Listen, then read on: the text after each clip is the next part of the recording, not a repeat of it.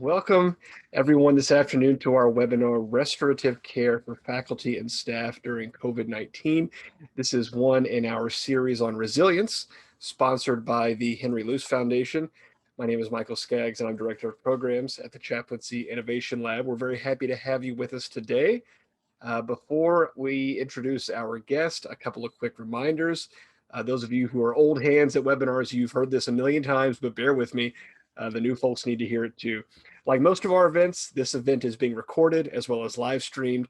And so if you need to leave early or you miss a point, don't worry, you'll get a link to the recording as soon as we have it available, usually within about a week or so. When you get that link in your email, there is a chance in there to fill out a little survey about your experience here. Please do take 1 or 2 minutes to fill that out. It doesn't take very long, and it helps us to plan future events.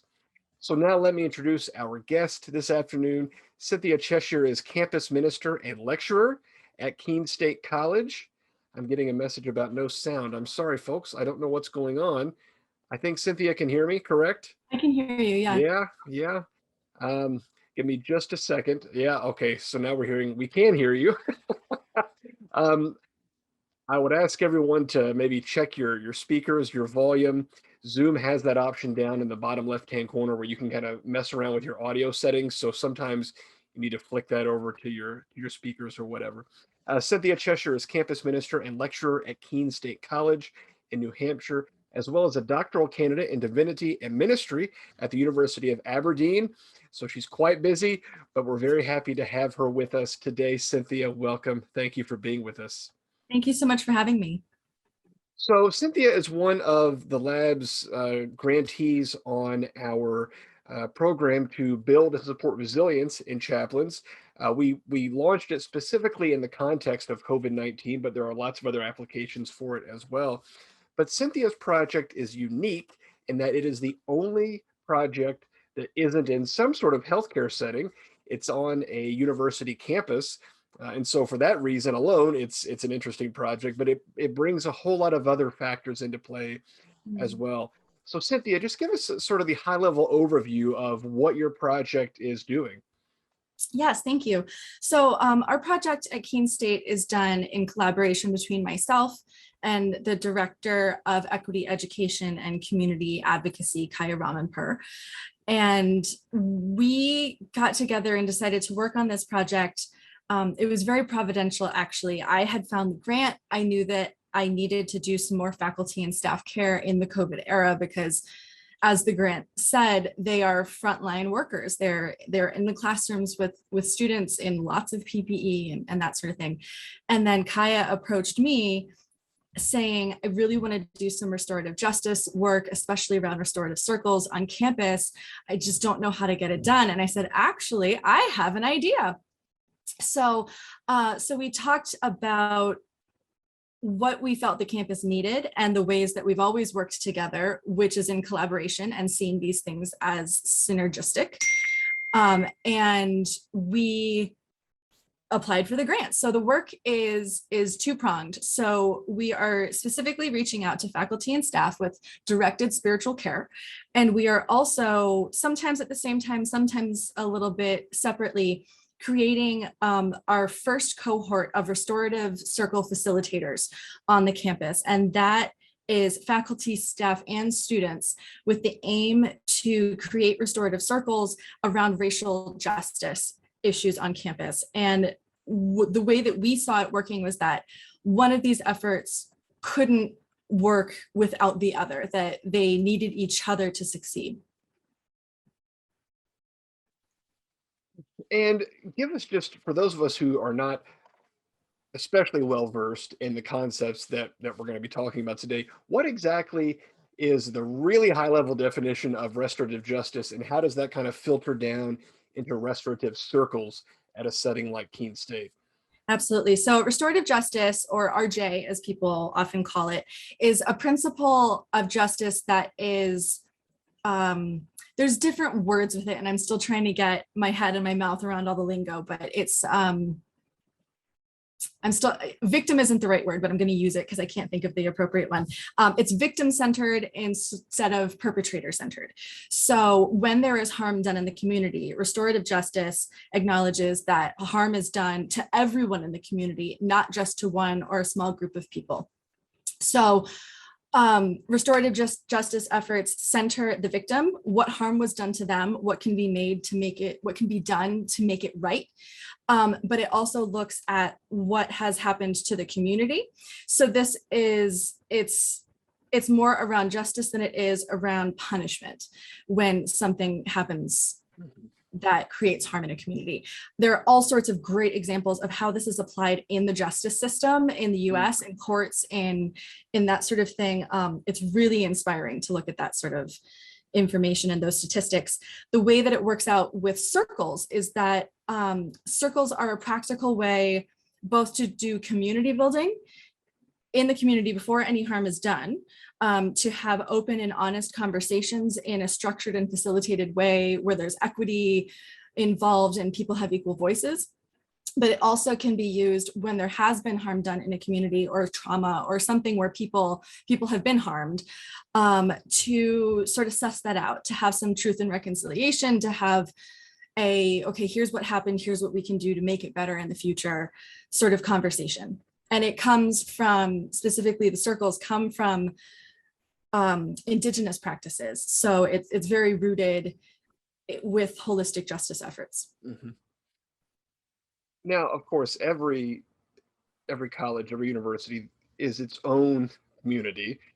It's very specific. The makeup of who's there, who is learning, who is teaching, all of that is very specific. But there are also issues that are sort of common from place to place if we think about American higher education. Mm. What specifically is restorative justice addressing at the Keene State setting? And I want to emphasize, I'm not asking what's wrong with Keene State, but every community has problems, right? Every community has problems. So what is getting better at Keene State as a result of this project? Yeah, I think a lot of what's getting better, as we've seen it in the immediate application, is people are able to talk to each other about what's happening right now in our community, in the nation, in the world. And so that can be around COVID and around pandemic responses. We've had some student circles this spring semester about loneliness and what is it like just to be a student right now, a residential student. We've also had circles around racial justice efforts. So this institution, like so many others, has been responding to and listening to the national conversation around race and about how we relate to one another. And so there have been circles about that and starting those long, hard conversations about race that a lot of us were told you're not supposed to have. So it's a way of starting those and making them actually useful and not just a lot of words with no action behind it. I'm wondering if there is a way to think about two of those things you just mentioned at the same time. And the reason I want to talk about this is that in some of the other projects in this whole program around resilience, the chaplains who have received the grants are working specifically with segments of their institutions that are frequently overlooked: environmental services, food distribution, all sorts of things like that. How are those types of conversations playing out at Keene State, where it's not just here are students, here are faculty, and there's no one else we even think about? But how is this project impacting the rest of the community and maybe some of those folks that we just don't normally think about? Yeah, that's a great question. And I think that's also a good reflective question for us to continue asking to make sure that is happening. I think one of the primary ways that we've seen it work out so far is in having voices for staff. A lot of times in higher education, like you said, it's the faculty and it's the students and we don't think of anyone else. But staff in higher education does so much work and a lot of times for far less glory. So giving staff members voices, bringing them into conversations, giving them just some empowerment to say, hey, it's not okay that XYZ is happening. In terms of some of the other workers that you've been talking about, that counts as staff. And so hearing from them in that space, it's basically, it just has brought in the marginalized across campus in reaching out. We've also had some specific circles that Kaya has run. There's a Women of Color circle that happens every other week. There was a faculty member that ran a circle about my grandmother's hands. It's neat because the facilitators can decide what sort of circles they want to offer based on their interests and passions. And so then that will attract different groups of people. It's not always the same people over and over again in the room. Yeah, and that question of facilitators is a really interesting one. Who is facilitating circles for you? A little bit of everyone. It's some faculty members, some staff members, and we were very firm that we wanted there to be students and that we wanted them to be underclass students, that we wanted them to be first years or sophomores, so that the investment that we were making in them and in this program could work out a little bit over time, and it wouldn't leave with them when they graduated next semester or something like that. So the grant has gone in part to support stipends for those students so that when they're doing that work, they're being paid for their time. Like a lot of higher education institutions, I believe it's 52% of our first year students are first generation.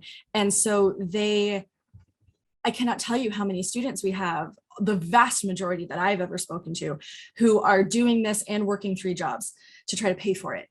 And so we wanted to approach this from the beginning with a justice mindset, that we can't just ask students to do something when they could be working and trying to not have these exorbitant student loans. So it's going to pay these students for their work and their time.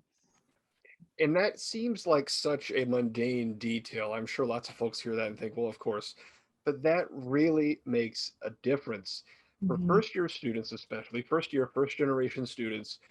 There are so many opportunities that they may be interested in and may have a real talent for, but if it is assumed that, well, this is an enriching leadership opportunity and that's the payment you're going to receive, well, that's a foregone conclusion for a student that needs to pay bills themselves. And so that's really a significant aspect here. I'm wondering if you are noticing, if you think about kind of categories of who is facilitating and who is attending, are you noticing sort of themes that are specific to certain areas? I mean, when you say a first year student facilitating a group, I'm imagining what they talk about is going to be a lot different from what a tenured faculty member is talking about, but maybe that's entirely wrong. I'm curious, what does that look like? I think it is different. And we've had over 40 circles so far just since January. So I haven't been able to be at all of them. So I'm not sure I could really give a representative sample. Another part is that what happens in circle stays in circle. So there's a degree of confidentiality as well, but I think they do touch on people's different experiences and their different backgrounds that they're coming from, the different purposes for the circles. And it's one more reason and one more statistic that we can use to show that representation really does matter, that when you have different people having different conversations, you're getting different information. And that's really important when you then use that information to make decisions for the institution. Now, the circles aspect of this is an ongoing part, which is fantastic. There was also kind of a specific event that came out of this project. You can read about it on the website. It's on our news section. But for those who may not have read that, tell us about this. I don't want to say service. That sounds too sort of programmatic, but the event that you set up. Yeah, so it was a remembrance event for COVID-19 it was just for COVID-19 in general. When we were approaching as a country the 500,000 dead mark in March, it coincided almost exactly with the week that our campus had gone to curtailed operations a year prior. So when that happened, it was around spring break. We had an extended spring break. And then when students came back, they came back to move out and they took their things and they left. Faculty and staff had a set of hours that we could come in, grab your office plants and any books that you need and leave. And we don't know when we're coming back. So that was a really traumatic experience for the whole community. And I didn't want to let it go with nothing happening. So we set up a year of COVID remembrance event. It was a night for reflection and remembrance. And it was beautiful. It was one of the crowning achievements of this grant, of my career, of the year. It was great. So I partnered with Kaya and her office, the Office of Student Diversity, Equity, and Belonging. I partnered with the Counseling Center on campus, counseling services, part of the Wellness Center. And then we also had some student co-sponsors, the Public Health Group, I think the Nursing Society, some of the sororities who have specific philanthropies around community giving. And we had some tabling ahead of time, but really that night, we set up tables on the main sort of strip of campus that people walk down. It's just a pedestrian way. There's no cars. And we invited passersby to dedicate luminaries to either someone or something that they had lost during the pandemic. I think there has been a big misconception in New Hampshire on our campus in Keene that we've been doing pretty well. And compared to some other areas of the country, we have done quite well when it comes to the numbers. We don't have a super high mortality rate, but that doesn't mean that people aren't unaffected. And so I think there had been this idea that oh, well, our students don't really actually know anyone who's died. We're doing all right. But we found out in part from this event that they really had the number of things I saw of luminaries I saw dedicated to grandma or Uncle Joe or my dad's roommate or my friend or all these different people. We realized they had been going through this loss and just not talking about it. But also, even if you didn't know someone who had died from the virus, losing spring semester of my senior year, losing friends, losing opportunities to hang out, losing feeling safe. They wrote all those things down too. So we lined the walkway with these luminaries, and during sunset, we had campus community leaders, including our university or college president, different faculty, staff, myself, and also a representative from the vaccine site that was on site on our athletic fields, all got together and read out 1,000 names of people who had passed from COVID as the sunset. And then that night there was just this line of luminaries, and it was powerful, and the pictures are gorgeous, and the experience was so moving. And I saw so many tears behind students' eyes as they filled things out, and faculty and staff. It was so moving. It was wonderful. I think it's important to note as well that anyone who is versed in trauma theory at all will know that events like this are not just nice commemorations. They do play directly into the notion of resilience, because in some ways, events like this help complete the cycle of trauma, right? It's a way to process. It is a way to put a bookend on it and move on in some sense. That doesn't mean you don't continue to carry the psychological or emotional wounds, but being able to acknowledge it helps grapple with that moving forward. And this is a way of building resilience, even though in some ways it looks very sort of typical, right? It was a remembrance event, and we've all been to lots of those. Of course, the circumstances here were very unique, but this is directly a part of resilience, and really it was the photos and the descriptions that I saw were just very powerful, and I think a model for lots of institutions. I want to turn a little bit to the things that seem a little bit kind of down in the weeds, but there is a point to them, and we'll get to that point. Um, I mentioned at the very beginning in my introduction of Cynthia that you are a campus minister and a lecturer at Keene State, Mhm. but you're not a chaplain employed by Keene State. Yeah.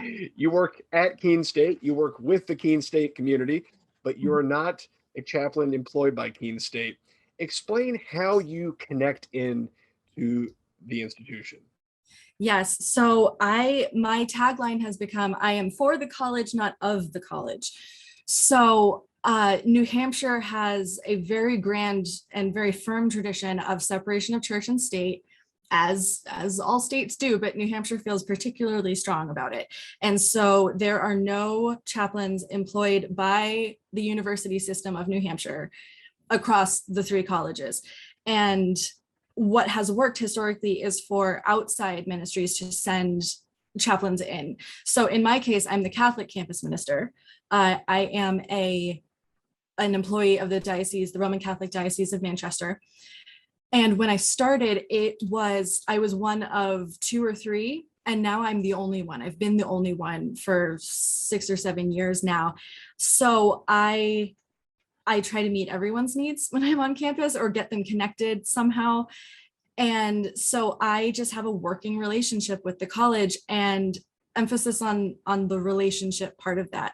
It is 100% through relationship and rapport, and people saying, oh, that sounds really tough. It sounds like you're having a hard time. Have you talked to Cindy? You know, she's an actual thing and a real person that you can talk to.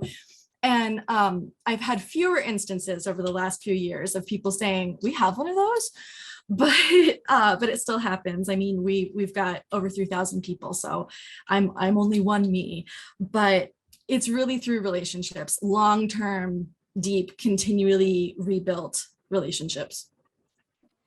And really, my point in asking that question is that we hear from chaplains, and by we, I mean the lab, we hear from chaplains all the time, various ideas they would like to implement, projects they would like to do, but for whatever reason, their status within the institution is ambiguous, or they Mhm. don't have a formal connection. And so they feel sort of like, I can't really do anything about any of this because I'm not an employee.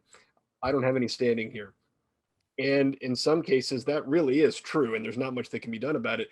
It's the relationships, the relationality that plays into that is so important. On a side note, the lab has a couple of case studies listed on the website. One of them has to do with relationality and navigating institutions. I really encourage you to check that out. And then we have a textbook, a reader that's going to be coming out in the next year or so that will have some sections on relationality and institution building and navigation. I really encourage chaplains to check that out, especially if you don't feel super well grounded in your institution. There are ways to accomplish things, as you have discovered. There are ways to do it. It's not always easy, but there but there are certainly ways to do it. What you mentioned about New Hampshire's tradition of saying, here's the line between church and state, and there will be no crossing between it, Yeah. is so interesting. And it really points up the diversity of interpretations. Mhm. The lab has a really good relationship with numerous chaplains who work in the federal prison system, Yeah. right? There is the separation of church and state, and these are chaplains who are employed by the federal government.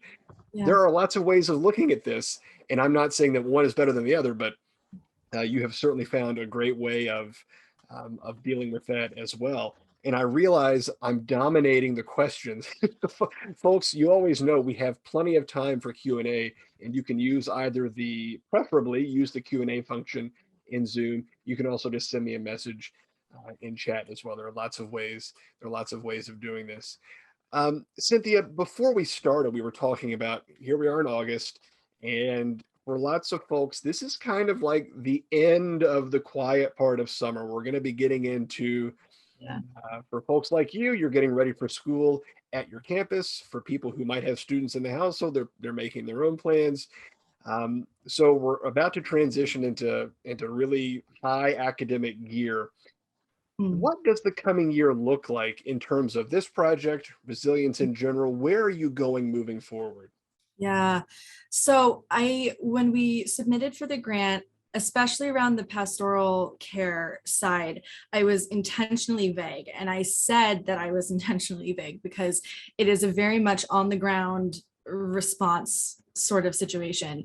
8 months ago, I didn't know that we for sure would have a vaccine that was widely available. on our campus, and that we would have a certain percentage of vaccination rate. So I knew that I couldn't just like, we're gonna have this event and that event and that event. One of the things that came up that I was not anticipating, that I am now responding to, and that this project is responding to, is that we had a pretty decent sized force reduction in June, July, specifically of faculty, even of tenured faculty. So if anyone else is in higher ed and you hear the word retrenchment, you know how terrifying that word is and how much it unsettles a campus. So we had some retrenchment happening in June and July, and this is just, it's been loss on top of loss on top of loss for the campus community. And so that, I think, is going to be one of our primary areas to work in moving into the fall semester, working with faculty and staff about what has this loss felt like on top of everything over the last year and a half, over COVID, over anything else, and how do you keep working? How do you keep existing? How are you resilient in this, because it really has knocked us all off center. I am planning an event the week before students come back, where I have several concurrent resiliency efforts happening for faculty and staff that go over different ways to cope with loss and to process loss and grief. And it's everything from let's do some journaling, let's do a circle, to a rage room where you break things in a safe way, because sometimes you need to break things before you can go sit in a circle and talk about it. So I know that we've got that going on. Our student workers are coming back so we can do more circles. It's going to be good. It's going to be interesting. And every day is an adventure right now.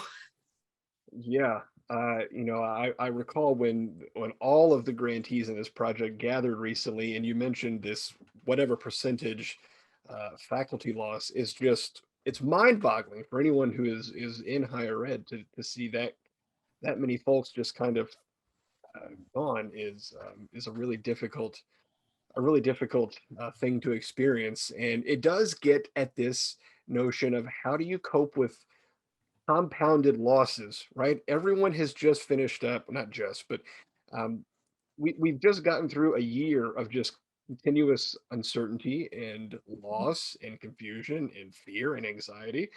And then as you start to feel, okay, well, maybe sort of medically we are a little bit better, now there is this huge economic, institutional, organizational loss shift. That kind of compounded loss and grief is really difficult. We did a webinar a few months ago on this notion of ambiguous loss. What Yes. happens when something changes and there's no real closure, right? I'm imagining some of your faculty colleagues who, school let out and they expected, I'll see so-and-so at the end of the summer. And then suddenly, well, no, actually they're not coming back. Yeah. There's a lot to unpack there. I do want to give some time to audience questions as well. Julian has a fantastic one, because I'm sure lots of folks are thinking this. How can we learn more about restorative justice circles and how to replicate them in another venue? Or I'm going to simplify that even more. How do you do this somewhere else? Yeah. I would, at the risk of sounding like a cliche, Google it, because there are many organizations and many individual trainers who will do restorative justice trainings. I would not suggest reading a book and then trying to do it. It's really something that works best when you are trained by someone, almost as an apprentice, not quite that close of a relationship, but experiencing it before you go out and do it yourself. Because it is a very particular feeling in the room, and it's a very particular feeling as a facilitator, one that I actually think chaplains are quite well equipped to handle. As we all know, there are lots of people who don't like long pauses. There are lots of people who don't like tension in the room, and you need to be okay with both of those things when you're facilitating a circle. So chaplains are usually trained to be all right with that. and so those trainings go very well hand in hand. So I would look for a certified trainer and do a class. A lot of them are happening online. A lot of them are, sometimes you'll find people in your community that you weren't expecting, like, oh, I didn't realize they did that. And they can come in and do a day-long workshop or a 3-day workshop or whatever. Yeah, that's a really great point. And it's not cliche at all to say Google it, because there are different ways of doing it, right? There are a lot of different ways of doing it. And especially Yeah. if you haven't been trained previously, you certainly do need to start somewhere.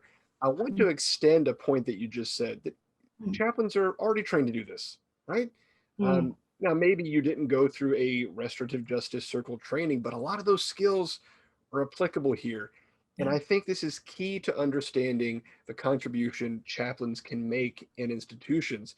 If we think about everything that we started the webinar with, of everything that you were doing, that Keene State is doing, none of that really had to do with any of the old school models of chaplaincy at all, right? Your evening of remembrance, this was not the Catholic chaplain coming and reading some psalms and doing a communion service. It had almost nothing to do with anything like that. But because you are one of the chaplains there, you were uniquely well positioned to do this in a way that other folks serving students in other ways just aren't. I think that's a powerful testament to what chaplains can do. Yes. And kind of keeping that portability of skills front of mind is really important.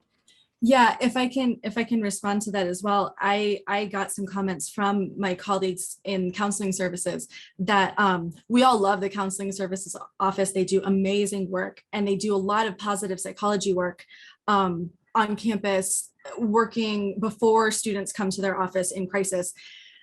But they had been continuing that work and just overwhelmed with students in crisis coming in wanting care. And so one of the things that they had said to me about this event was that they were grateful that somebody could hold the space for grief and to hold the space for loss and say, you know what, I know we're all trying to push through and we're trying to be positive and we're trying to be resilient, but it's also okay to cry, and it's okay to say this really hurts. And that they were grateful for that chaplain's work of saying grief and loss happen, and that's all right, we're not scared to talk about it, here we go. So I have found, even just in the institution, that they acknowledge that is a particular skill, not that they don't have, but that maybe isn't as institutionally prioritized, that I can come in and say, this is a priority and this is a skill I have, let's do it. That collaboration, that pairing of spiritual care and counseling is so interesting, because I think we all know that relationship has been tenuous. Sometimes it's been non-existent, it's been antagonistic, it's really complicated.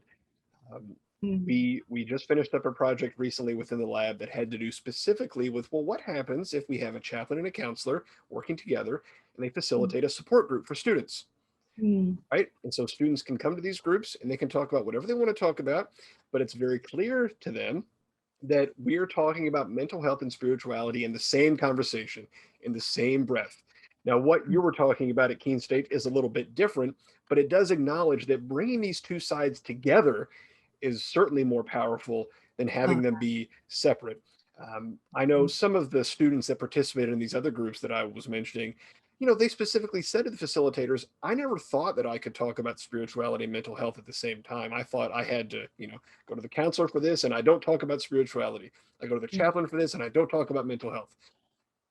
People aren't compartmentalized like that. And I think bringing that partnership together acknowledges that and helps folks bring that out as well. A couple of more nuts and bolts questions, and these are so important because I know lots of people are thinking them. And again, every institution is different. The challenges are different everywhere.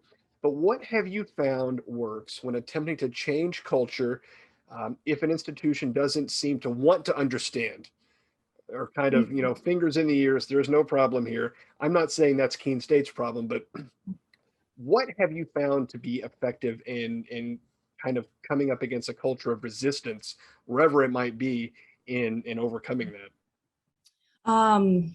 It's a really great question.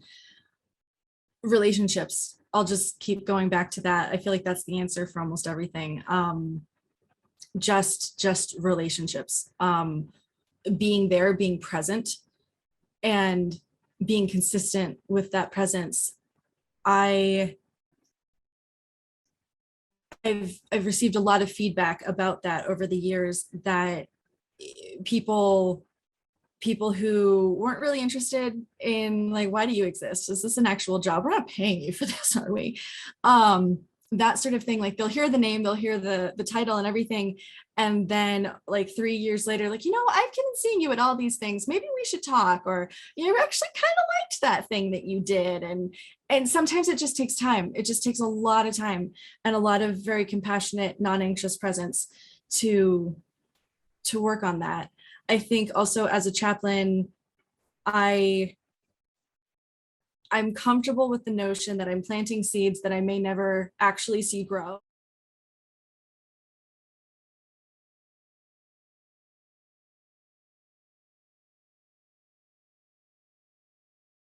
Thank you all for your patience. Thank you, Cynthia, for your persistence.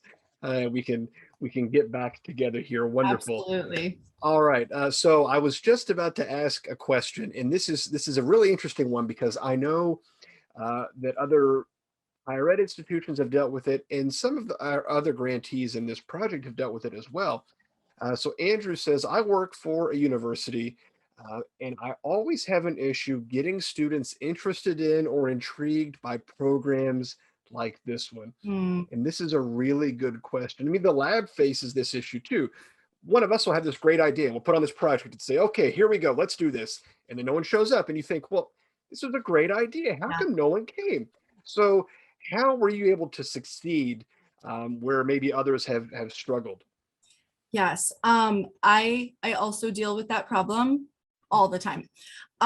So I've been doing this for almost 10 years. And what I have noticed is that there's been such a huge shift from, if you build it, they will come, to they won't come to anything. And we could have a whole webinar on what that's about. But what I have found to be helpful in that is collaboration. There's a reason that I collaborated with 2 other offices and a bunch of sororities and a bunch of student groups, because they will get the word out to their constituencies and encourage them to come. So collaboration always helps participation. The other thing is that we oriented this so that it would be on that main walking area and campus at a time at night where people would be walking back and forth to the dining commons, just out for a nice spring stroll, so that we can rope in passersby and say, like, hey, why don't you fill out a luminary while you're here? So a little bit of like stealth sort of participation partnered with strategic collaboration definitely helps with the participation. And that strategic collaboration, I think it goes in a number of directions as well. First of all, if you can find an organization that students are paying attention to, well, if they sort of co-sponsored an event or whatever, then of course students are going to be interested in it. Even if maybe they haven't even heard about your organization, if one that they have heard of is, that helps a lot. Also, getting the participation, the active participation of sort of high visibility people, that makes a huge difference. Having a tenured faculty member participate in this is going to make a huge difference, unless it's, instead of sort of one more staff member that no one's ever heard of, for lack of a better term. And we've seen this across these projects that this project has been undertaking. So many of our projects are in healthcare, and we've had a lot of chaplains say, no one really wanted to do any of this until the unit manager participated. And then they saw, okay, this is a good use of my time. This is a good investment of my energy. And they were able to actually carry it out from there. And I'm seeing a couple different comments here that folks are very much taken with this idea that collaboration is the new imperative. That's absolutely correct. That there are so many opportunities, so many offerings really that folks can take advantage of, that it can be really difficult to get people to actually pay attention to what you are doing when you have opportunities like this. Yeah, I will say also collaboration, not just with student affairs, other student affairs offices, but co-curricular. So getting the nursing class on grief and loss incorporated or something like that. If students will get extra credit, they will usually show up.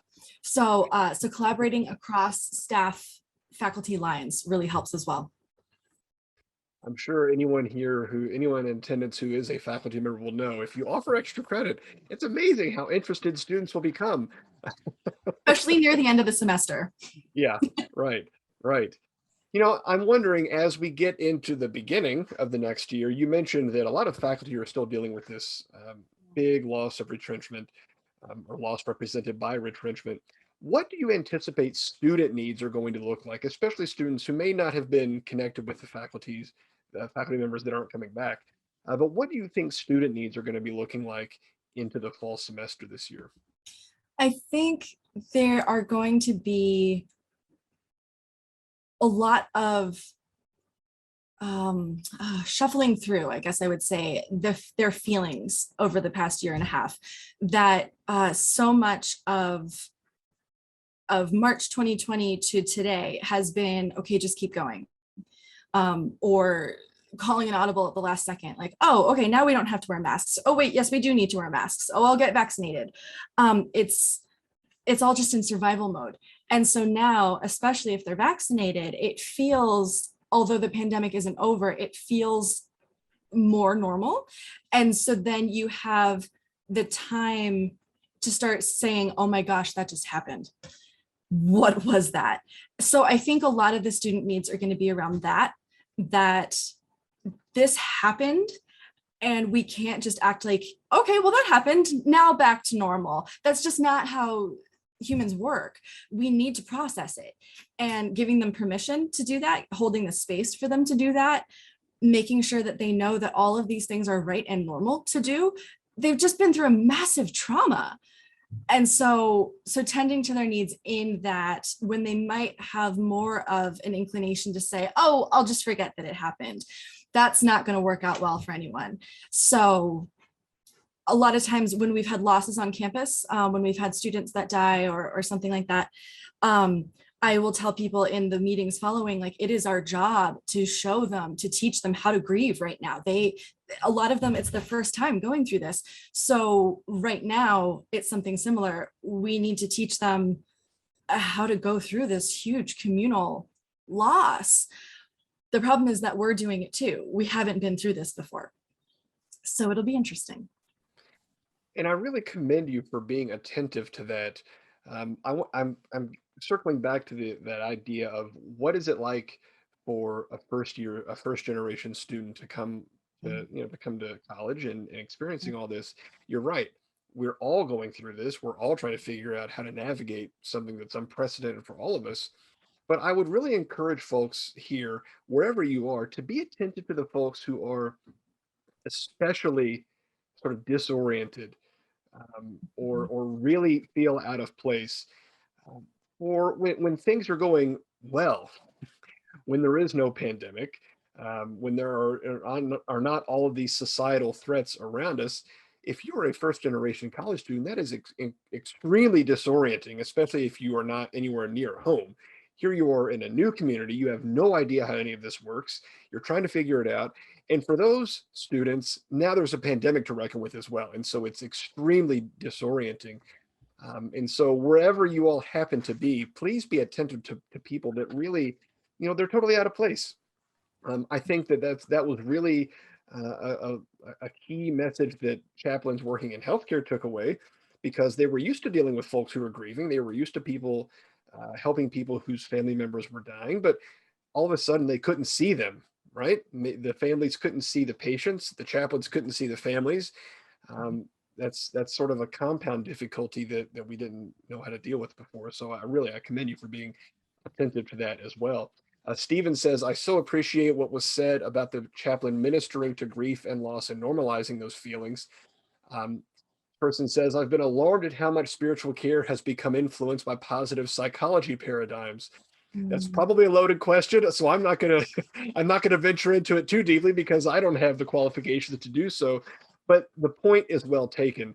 mm, Um, just keep going is an important strategy in the right time, in the right place, right? mhm. In the early days of the pandemic, there was no time to stop and say, how do we feel about this? It Yeah. was hunker down, get safe, figure out how to survive.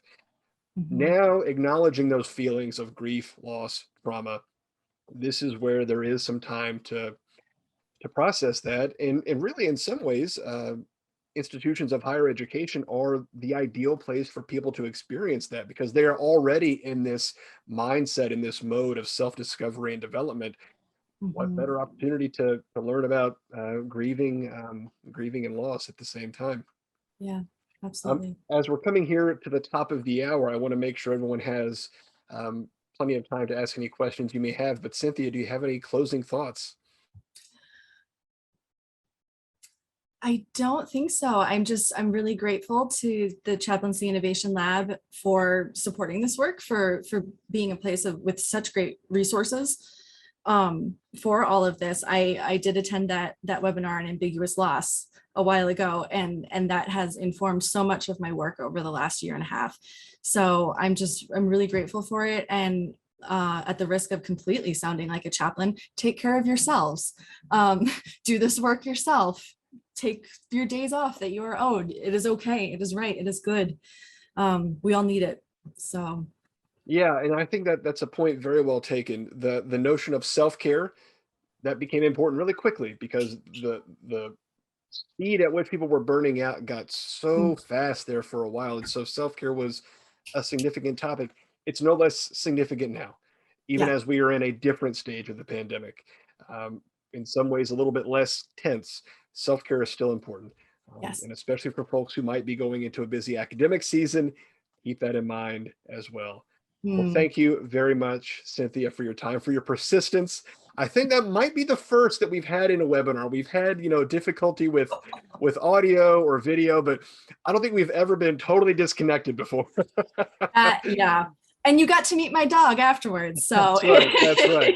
I think we came through that very well. So thank you for your persistence. Thank we you, were everybody, for resilient. we were resilient. Thank you, everyone, for your patience, for being with us today.